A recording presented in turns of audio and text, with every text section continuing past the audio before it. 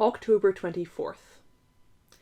When the wards were removed yesterday evening, they showed that Nightwind had been by at dusk trying to peer in. Also Cheater. And a huge, lean, wolfish-looking creature. And the things were all still held by their restraints, though struggling enthusiastically. I was feeling a little worse for my usage, but I forced a spring into my step and went and strolled past the church. Tequila was perched atop it, and she stirred and studied me as I went by, but we exchanged no words. As soon as I was past, though, I glanced back and saw that she was gone. Good. I went home and slept. This morning, I learned from Larry that Mrs. Enderby had run off to town as soon as word of Rastoff's death had become current. Later in the day, the great detective had shown up to view the remains and the premises. I brought Larry up to date on everything that had happened after I'd left him, and he assured me that he had not been by the house last night. He told me that he intended to rescue Lynette, but that she was safe enough for now. If he freed her too early, there would be pursuit, both physical and non-physical. Now the power was rising strongly. And more importantly, there would be time for the vicar to make other plans, jeopardizing some unknown innocent. The timing, he said, would be very important. Weakening the vicar this way, he decided, could well be his main part in things. I told him that I'd help any way I could. I rested a lot afterwards and visited with Greymulk. It began to rain late that night, a steady drizzle. Jack was in his laboratory, distilling essences or something like that. I had spoken with him last night, of course, between midnight and 1, keeping him current on all particulars of my adventures. "Isn't your association with Jill a little awkward at this far along in the game?" I'd said near to 1 o'clock. "Strictly professional," he had replied. "Besides, she's a good cook. And what about you and the cat?" "We get along well," I'd said. "Any chance of your getting Jill to change her mind about opening?" "I don't think so," he'd answered.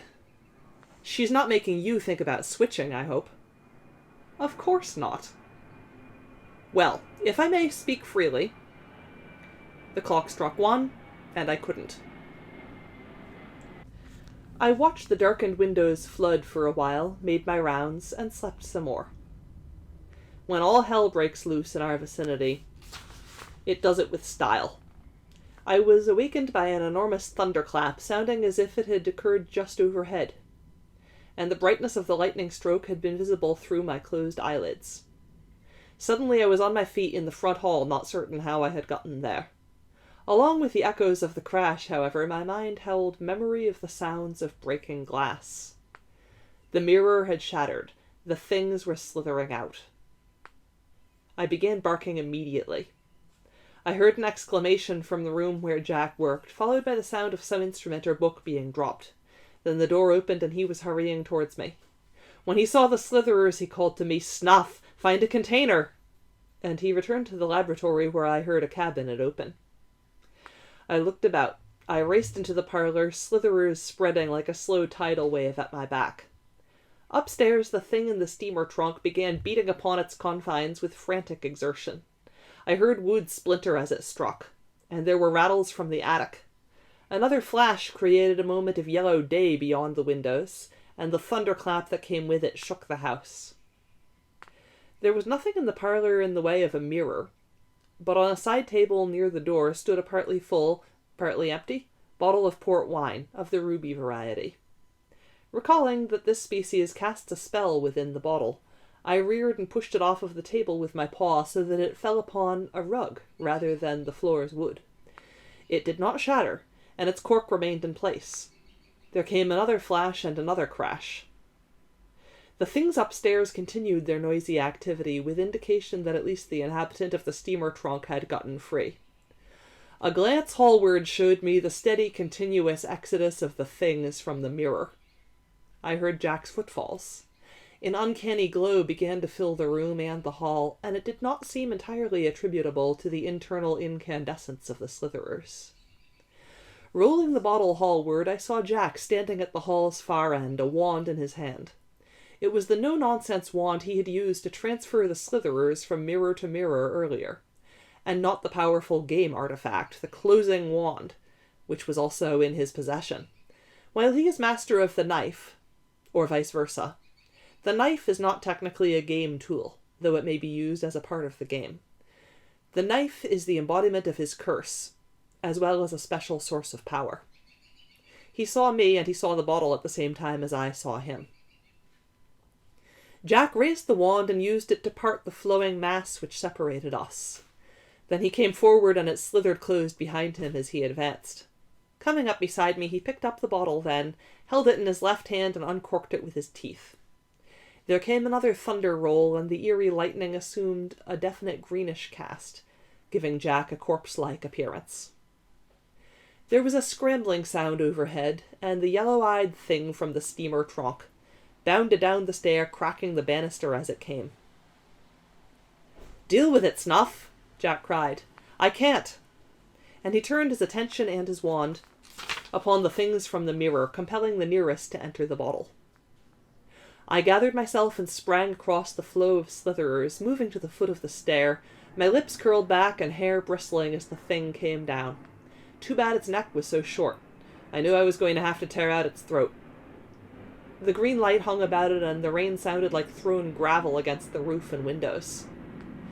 The thing spread its arms, ending in very nasty talons, very wide, and I knew that I had to move immediately, in and out, and accomplish it in a matter of seconds if I were to emerge relatively unscathed, which I would need to be to help deal with the sequel, which even now I could hear scrambling down the attic stair. The lightning flashed again. I roared to the accompaniment of thunder as I launched myself at an awkward angle. I struck the wall on my way down, for the thing's arm struck me after my jaws had closed like a trap and I'd applied torque with my entire body, crunching and tearing away at its gullet before I let go to drop back. It was the arm and not the talons that connected with me, though. I dropped momentarily senseless to the floor, a terrible taste in my mouth, as the thing from the attic came into sight at the head of the stair and commenced its descent. Seeing the thing from the steamer trunk reeling and clutching at its throat, dripping steaming juices, the thing from the attic slowed for a moment, regarding the carnage. Then it rushed downward. I pulled myself to my feet, preparing to face it as it thrust the reeling one aside and came on. Instead, though, the dying one seemed to take its descent as another attack swung toward it and raked it with its talons. The thing from the attic seized it, snarling, and bit at its twisted face. At my back I could hear Jack moving about, bottling slitherers. A moment later the banister gave way, and the pair on the stair were in the air. Lightning flashed again and again and again, thunder coming and staying, becoming its steady accompaniment. And yet more flashes walked through the sky, entered at the windows, fluoresced the ubiquitous green to an eye-piercing intensity. The sounds of the rain were submerged. The house began to shudder and creak. Copies of the Strand magazine fluttered forward from the mantel. Pictures fell from the walls, sets of Dickens and Surtees from their shelves. Vases, candelabra, glasses, and trays slid from tables. Plaster descended like snow from the ceiling. Prince Albert stared at the blizzard through cracked glass. Martin Farrack Tupper lay atop Elizabeth Barrett Browning, their covers torn. When the thing from the attic rose, shaking its head, rolling its eyes, casting wild glances about, the other lay still upon the floor, steam still rising from its scaly throat, head twisted to its left. I seemed to hear Growler prompting me to try for the throat again, and I slashed forward, attempting to repeat my earlier move. I missed my target as it drew back, attempting belatedly to grapple me to it. My impact staggered it, however, and I slashed its left shoulder as it fell. Immediately, as I secured my footing, I seized its right leg above the ankle and ground down for a bone-cruncher of a bite. It recovered quickly and kicked me with the other foot. I hung on for another second's damage before releasing it and scrambling away, able to ride with the second kick. One I figured I could take in trade for something that would slow its movements, but I lack the bulldog sensibility as well as the physique. The lightning and thunder had continued steadily the entire while, the thunder now having achieved the state of a continuous roaring, as of a tornado singing its deep-throated song about the house. and the intensity of the light had us moving through a tableau of green and black, where tiny sparks now danced upon the surfaces of everything metallic, and all of my hair was on end for reasons other than the stimulus of combat. It was obvious now that this was no normal storm, but a manifestation of magical attack. I tried for the thing's other ankle and missed. Turning, I slashed at the arm which swung at me. I missed that too, but it missed me also. I darted away, growling, roared, and feinted to its right. It put weight on the injured ankle to reach after me, and went off balance, struggled to recover. I was behind it immediately, passing on that side, and worrying the ankle again, from the rear. It bellowed then as it tried to reach me, but I hung on until finally it cast itself over backwards in an attempt to fall upon and crush me. I relaxed my hold and tried to move away as it did so, but a flailing arm struck me on the head, knocking me to the floor, doubling my vision. Therefore, it was 2 Jacks I saw, wielding 2 blades, piercing 2 monsters' throats.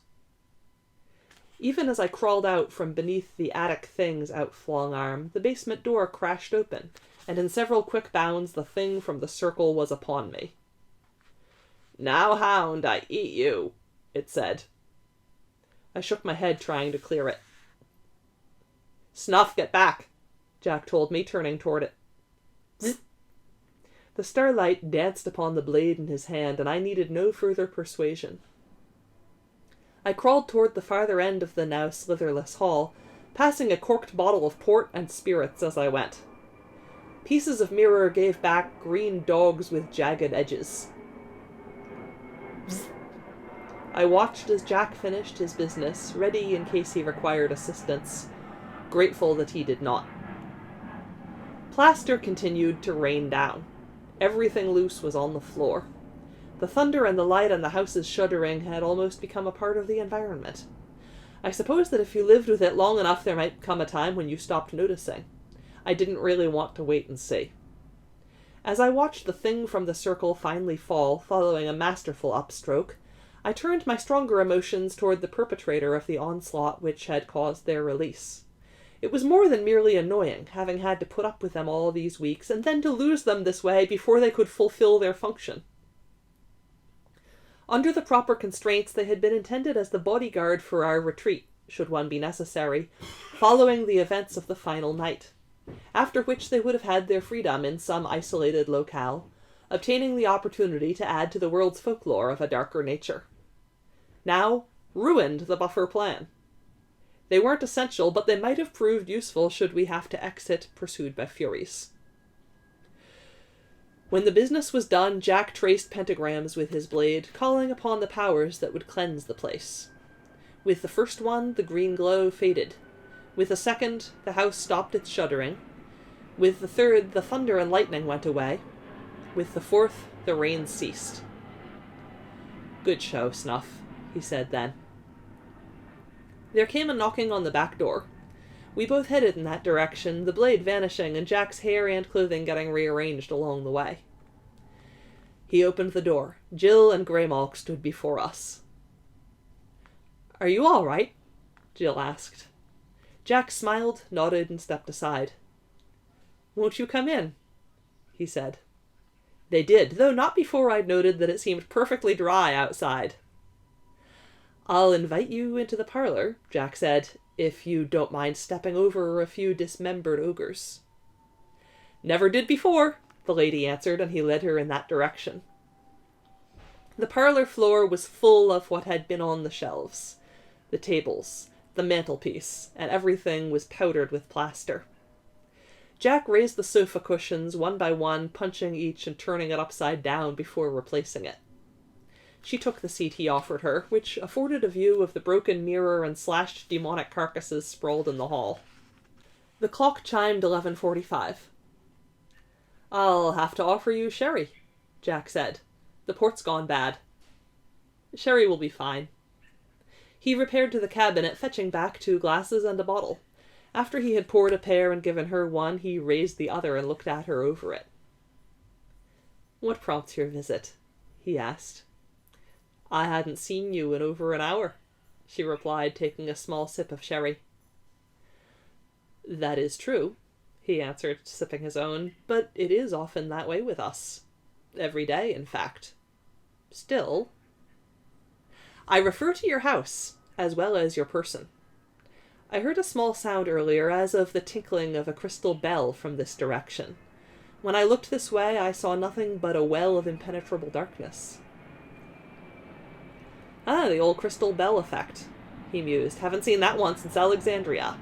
So you didn't hear any thunder, see any lightning? Not at all. Not badly done, then, though I hate to admit it, he said, taking another sip. Was it the vicar? I'd guess, most likely still irritated with snuff here. Perhaps you should have a few words with him.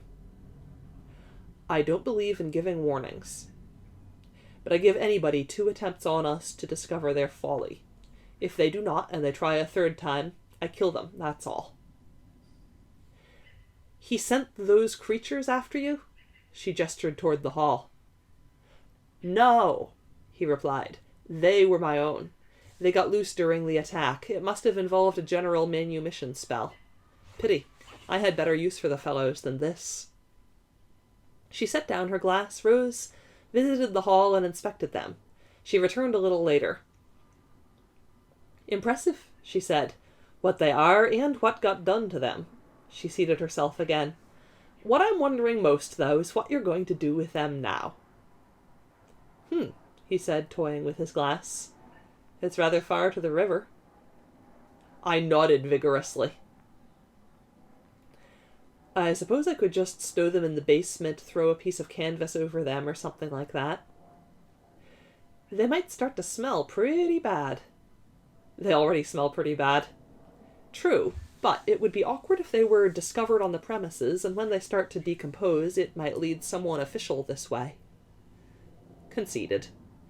I suppose I could just dig a big hole somewhere and bury them. You wouldn't want to do it around here, and they look too husky to lug far. You have a point there. Have you any ideas? No, she said, sipping her sherry. I barked once, and they looked at me. I glanced at the clock. It was approaching midnight. I think Snuff has a suggestion, she said. I nodded. He'll have to wait a few minutes. I can't, Greymalk said to me suddenly. Cats are that way, I replied. What do you want to do with them? I say, we take them over to Owen's place and stuff them into some of his wicker baskets. Then we haul them up into the big oak tree, set fire to them, and run like hell. Snuff, that's grotesque! Glad you like it too, I said, and it makes for a great Halloween gag, even if it is a little early. The clock struck 12. The humans bought my idea, and we went out to do it. And ah, my foes, and oh, my friends, they gave a lovely light. Hickory-dickory-dock.